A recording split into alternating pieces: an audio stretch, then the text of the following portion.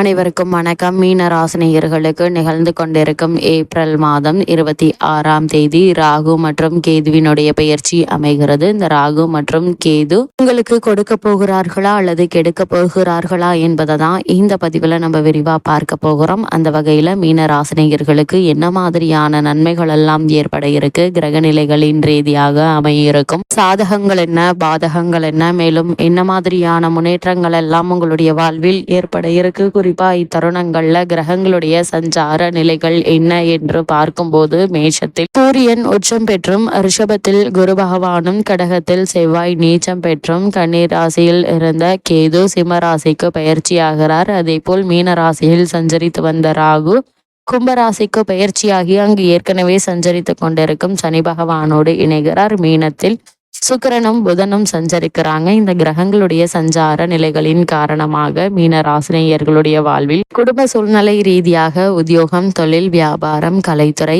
அரசியல் துறை, மாணவ மாணவிகள், விவசாய துறையினர், பெண்மணிகள் என அனைவருக்குமே என்ன மாதிரியான நன்மைகள் எல்லாம் ஏற்பட இருக்கு என்பது குறித்தான முழுமையான பதிவு தான் இந்த வீடியோல நம்ம விரிவா பார்க்க போகிறோம். அந்த வகையில மீன ராசியை சேர்ந்த பூரட்டாதி 4ஆம் பாதம் முதல் உத்திரட்டாதி ரேவதி வரை உள்ள நட்சத்திரக்காரர்களுக்கு குடும்ப சூழ்நிலை ரீதியாக என்ன மாதிரியான நன்மைகள் எல்லாம் இந்த ராகு மற்றும் கேதுவினுடைய கும்பம் மற்றும் சிம்மராசி சஞ்சாரத்தால் ஏற்பட இருக்கு என்று பார்க்கும்போது மீனராசி நேயர்களுக்கு தற்போது ஏழரை சனியினுடைய ஆரம்ப பகுதியில் உள்ள உங்களுக்கு ராசிநாதன் ஆகிய குரு பகவானும் அனுகூலமாக இல்லைங்க. சனி பகவானுடன் தனஸ்தானத்தில் ராகு சேர்ந்திருப்பது வருமானம் நல்லபடியாக இருந்தாலும் வீண் செலவுகள் அதிகமாகவே இருக்கும். திருதிய ஸ்தானத்தில் ராசிநாதன் சஞ்சரிப்பதால் கைப்பணம் எங்கே போயிற்று என திகைக்கும் வண்ணம் செலவுகள்ல கைப்பணம் கரையுங்க. ராகுவும் சனியும் இணைந்திருப்பதால் சிறு காரியங்களுக்கு கூட அதிக முயற்சியும் அலைச்சலும் உடல் உழைப்பும் தேவைப்பட இருக்குது. ஆரோக்கியத்தில் அதிக கவனம் அவசியங்க. இரவு நேரங்கள்ல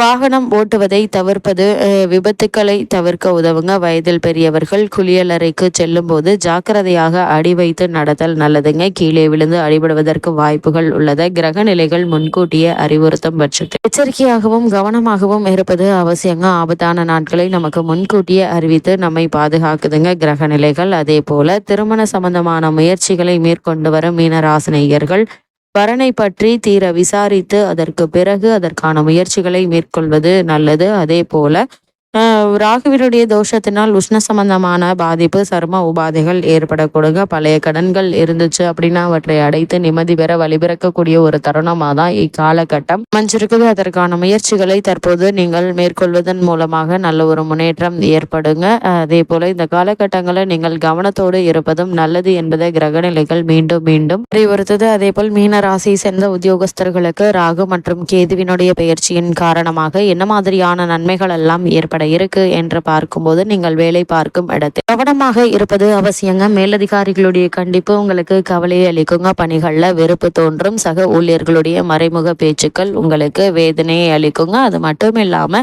இக்காலகட்டத்தை பொறுத்த வரைக்கும் சிலருக்கு இடமாற்றம் ஏற்படக்கூடும். அலுவலக பொறுப்புகள் காரணமாக வெளியூர்களுக்கு செல்லும் போது ஆவணங்களை பாதுகாப்பாக வைத்துக் கொள்ளுங்க. விரயஸ்தானத்தில் சனி ராகு சேர்ந்தால் பொருட்கள் களவு போகக்கூடும் என பூர்வ பாராச்சரியம் எனும் மிக புராதான ஜோதிட கிரகங்கள் கூறியிருக்குது. அதே போல் காரணமே இல்லாமல் மறுக்கப்பட்டு வந்த பதவி உயர்வு, ஊதிய உயர்வு, உத்தியோகத்தில் கிடைக்க வேண்டிய சலுகைகள் ஆகியவற்றை எதிர்பார்க்கலாம். அது மட்டும் இல்லாம இத்தருணங்கள்ல எதிர்பாராத பல முன்னேற்றங்கள் உங்களுக்கு காத்திருக்கு. ஆனால் அதுவரை நீங்கள் பொறுமையாக நிதானமாகவும் காத்திருக்க வேண்டும் என்பது கிரகநிலைகள் தெல்ல தெளிவாக அறிவுறுத்துதுங்க. அதே போல மீனராசி சேர்ந்த தொழில் மற்றும் வியாபாரம் செய்பவர்களுக்கு ராகு மற்றும் கேதுவினுடைய பயிற்சியின் காரணமாக என்ன மாதிரியான நன்மைகள் எல்லாம் உங்களுடைய வாழ்வில் ஏற்பட இருக்கு என்று பார்க்கும்போது மிக கடுமையாக போட்டிகளை சந்தையில் நீங்கள் சமாளிக்க வேண்டி இருக்குங்க. சக கூட்டாளிகளுடன் கருத்து வேற்றுமையும் ஏற்பட வாய்ப்புகள் இருக்கு. அதே போல கிரக நிலைகள் எடுத்துக்காட்டுதுங்க. மேலும் கடுமையான நிதி பற்றாக்குறை குறியுங்க. நீங்கள் சமாளிக்க வேண்டியிருக்கும் புதிய முதலீடுகள், விஸ்தரிப்பு திட்டங்கள் ஆகியவற்றை ஒத்தி போடுங்க. ஏற்றுமதி இறக்குமதி துறையினருக்கு வெளிநாட்டு பயணம், ஒன்று ஏமாற்றத்தில் முடியுங்க. கூடுமான வரைக்கும் எந்த ஒரு முயற்சியை மேற்கொண்டாலும் பொறுமையாக நிதானமாக ஒரு முறைக்கு இருமுறை ஆழ்ந்து சிந்தித்து ஆலோசித்து அதற்கு பிறகு அதற்கான முயற்சிகளை மேற்கொள்வது மிக மிக நல்லது என்பதை கிரகநிலைகள் மீண்டும் மீண்டும் அறிவுறுத்துது. அதே போல கலைத்துறையினரை பொறுத்த வரைக்கும் வாய்ப்புகள் தடைபடுங்க, வருமானம் சற்று குறையுங்க. திரைப்படத்துறையினருக்கு கடும் நிதி நெருக்கடி ஏற்பட சாத்தியக்கூறுகள் உள்ளது கிரகநிலைகள் எடுத்துக்காட்டுது. சனி பகவானுடைய நிலை வீண் அலைச்சலை ஏற்படுத்துங்க. அதே போல ஒரு சிலர் வெளிநாடு சென்று படப்பிடிப்பில் கலந்து கொள்ளக்கூடிய வாய்ப்புகள் கிடைக்க இருக்குது. அப்படிப்பட்ட சந்தர்ப்ப சாதகங்களை பயன்படுத்தி கொள்வது உங்கள் கையில தாங்க இருக்குது. அதே போல மீன ராசியை சேர்ந்த அரசியல் துறையினருக்கு மேலும் என்ன மாதிரியான நன்மைகள் எல்லாம் உங்களுடைய வாழ்வில் ஏற்பட இருக்கு என்று பார்க்கும்போது கிரக நிலைகள் அவ்வளவு சாதகமாக இல்லைங்க. கட்சியில் செல்வாக்கு குறையுங்க.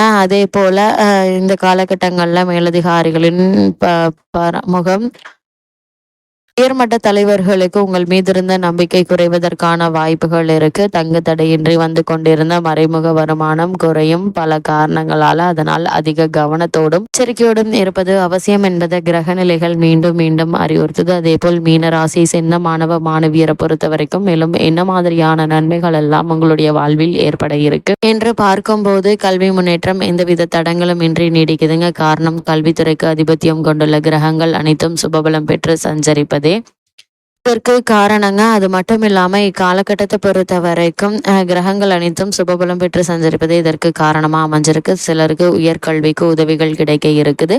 எந்தவித சிரமமுமின்றி அந்நிய நாடுகளில் விசேஷ உயர்கல்வி பயின்று வரும் மாணவ மாணவியர் தங்களுடைய ப்ராஜெக்ட்களை குறித்த காலத்திற்குள் முடிப்பதுடன் பகுதி நேர வேலையும் கிடைத்துவிட இருக்குதுங்க. அதே போல் விவசாயத்துறையினரை பொறுத்த வரைக்கும் எதிர்பார்க்கும் அளவிற்கு விளைச்சல் கிடைப்பது சற்று கடினம் என்பதை கிரக நிலைகள் சுட்டி காட்டுதுங்க. அதே போல் அடிப்படை வசதிகள் குறையுங்க. கால்நடைகளுடைய பராமரிப்பில் செலவுகள் உயர இருக்குது. பழைய கடன்கள் நீடித்து கவலை தருங்க. இந்த காலகட்டங்களில் பெண்மணிகளை பொறுத்த வரைக்கும் 7.5 சனியுடன் ராகுவும் சேர்ந்துள்ளதால உடல் நலன்ல கவனமாக இருப்பது அவசியங்க. இரவு நேரங்களில் தனியே வெளியில் செல்ல வேண்டாங்க. வாகனம் ஓட்டும் போது நிதானம் அவசியம். எப்போது நாம் எந்தெந்த விஷயங்கள்ல ஜாக்கிரதையாக இருக்க வேண்டும் என்பதை முன்கூட்டியே உணர்த்தி நம்மை பாதுகாப்பில் கிரக நிலைகள் அறிவுறுத்தும் பட்சத்தில் கவனமாகவும் எச்சரிக்கையாகவும் இருப்பது மிக மிக நல்லது என்பதை கிரக நிலைகள் மீண்டும் மீண்டும் அறிவுறுத்துது. அதே போல் மீன ராசினியர்களை பொறுத்த வரைக்கும் வரவை விட செலவுகளை அதிகமாக்கி கொள்ளாதீங்க. கூடுமான வரையில் சிக்கனத்தை கடைபிடியுங்க. அதற்காக உங்களுடைய